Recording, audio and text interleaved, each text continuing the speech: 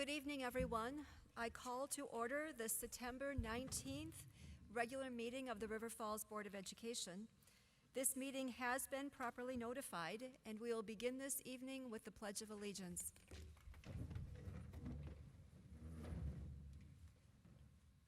I pledge allegiance to the flag of the United States of America and to the republic for which it stands, one nation, under God, indivisible, with liberty and justice for all.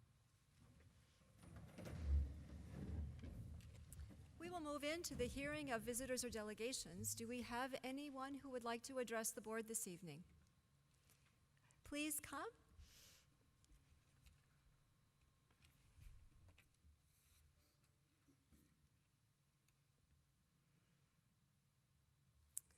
I met you earlier this evening, but if you could tell everyone your name and introduce yourself to the rest of the board, that would be great. Can I move this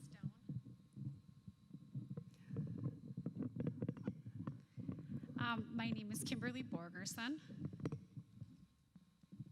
I have two children here in the district, one in high school in 10th grade, Gavin, and then my other son is in 4th grade in Greenwood. So, I'm coming to everybody today with a proposal. My proposal is, given recent events, like COVID, is kind of the biggest thing that came to mind. It got me thinking, and I come before you with an idea that maybe, or we could try a pilot program for this, possibly, is to consider having winter vacation as opposed to summer vacation. And I know, bear with me, this is like totally a radical idea. But so instead of having June to September off, we could give the kids late November, Thanksgiving break, all the way till like maybe March 1st. And by doing this, we could mitigate many things that happen in the winter. First and foremost, illness. Science and past knowledge tells us that most illnesses like to spread during winter months, making us all very miserable, including our children. For the districts, that means less spread and maybe less absent days from learning, as well as stricter cleaning protocols. We would need less of that, maybe costlier cleaning needs. Snow days. We could decrease the amount of snow days being missed due to poor winter weather, which also leads into road conditions, less travel on wintry roads, less risk for accidents, buses getting stuck, and delays to and from school. And another very important point is the psychological, physical, and academic toll winter causes on our kids as well as us. Winter mornings are dark, days are short, less sun. We all want to hibernate in the winter. Summer means brighter mornings, longer days off, so the kids are able to do things in the afternoon and evening when they get off the bus or get home from school. And getting up in the morning will feel more natural and maybe easier for kids to rise from bed or sleep. I know that many may worry about family summer vacations. Perhaps some of those snow days averted or winter holiday breaks no longer being used could be given some more days off in the summer or a longer 4th of July.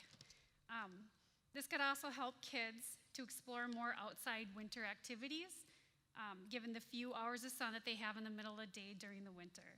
I understand that this idea can seem like an initial shock to the system, seeing as summer vacation is all we know.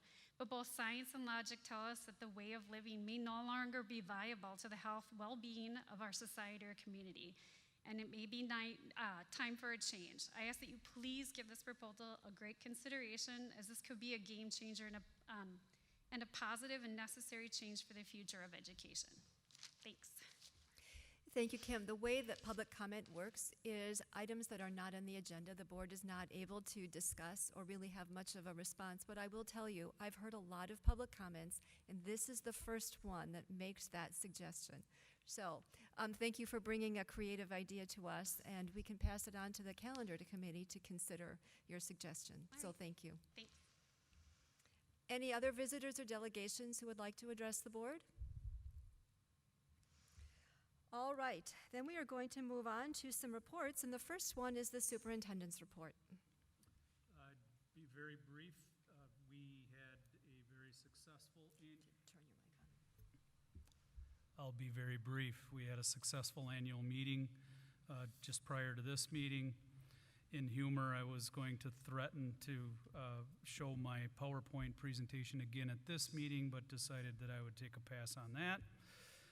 No, and I'll just, it's an annual meeting allows us not only to have the electorate, the general public, give a vote and where we're headed into the district on some financial matters, but we presented kind of the state of the district and talked a little bit about our strategic plan being a 5-year plan. The board approved it in June, and we're beginning to break apart that 5-year plan and break into manageable pieces and working within our administrative team and with our staff. And so in November, we will come back to the board and provide you with our 90-day update as to where we're at with that strategic plan progress. Thank you. For at least 10 years that I can think of, there has been a student representative on the River Falls School Board, and it's my pleasure to introduce Dahlia Olson, who is going to fill that role for us this year. Dahlia is a student in the Renaissance High School. Welcome. Thank you for being willing to do this. Thank you for helping us to remember and to keep track of high school student needs in particular. So I understand that you're prepared to introduce yourself, and this is your chance.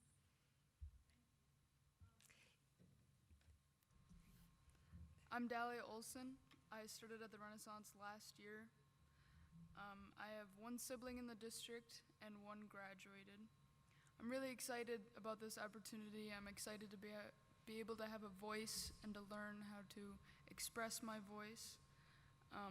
I'm working with Elena Dexheimer, the student council president at the high school, and she will keep me updated about stuff at the high school, so I'll be able to bring that and what I learn at the Renaissance to these board meetings from a student perspective.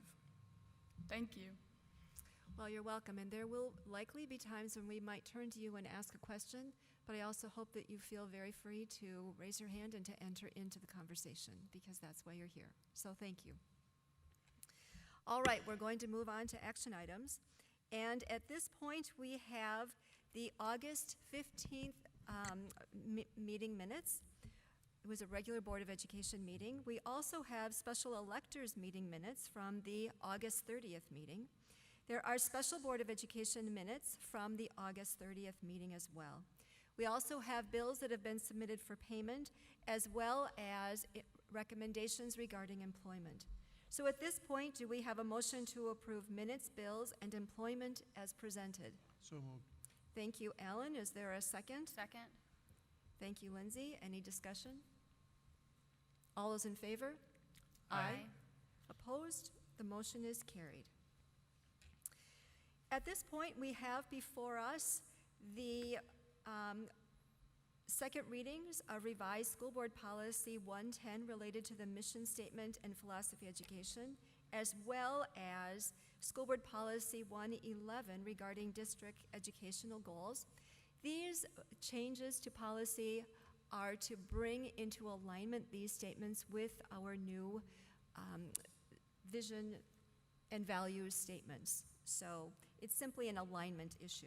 At this point, do we have a motion to approve the second reading of revised School Board Policy 110, Mission Statement and Philosophy of Education, as well as the second reading of revised School Board Policy 111, District Educational Goals? Second. Thank you, Cindy. Thank you, Todd. Any discussion? All those in favor? Aye. Aye. Opposed? The motion is carried. The school board has also been revising guidelines relating to School Board Policy 343.2, class size guidelines. Is there a motion to approve that second reading? So moved. Thank you, Lindsay. Is there a second? Second. Thank you, Ellen. Any discussion? I want to remind everybody how important these class size guidelines are. It helps us to align our finances to meet the needs of classrooms so that we also know when we need teachers and para support. All those in favor? Aye. Opposed? The motion is carried.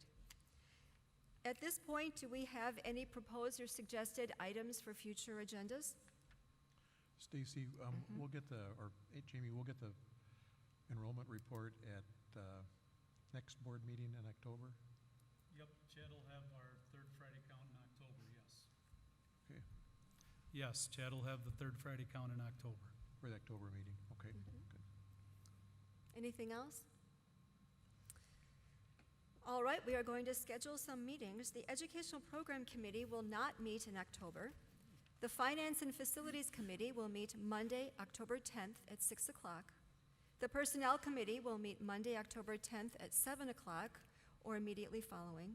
The next regular board meeting will be Monday, October 17th at 6 o'clock. And at this point, I would like to request a motion to move into executive session pursuant to Wisconsin Statute 1985 1C, F, and G to discuss a personnel matter. So Is there a moved. motion? Thank you, Ellen. Is there a second? Second. Bob? I need a roll call vote. Mike? Yes. Bob? Yes. Ellen? Yes. Cindy? I'm saying yes. Todd? Yes. And Lindsay? Yes. We are going to adjourn into executive session, but I want to make sure to tell Dahlia not to get used to a meeting of this length, because this is an anomaly. They are usually much longer. Thank you for being with us. It will be great to have you, and this portion of the meeting is adjourned.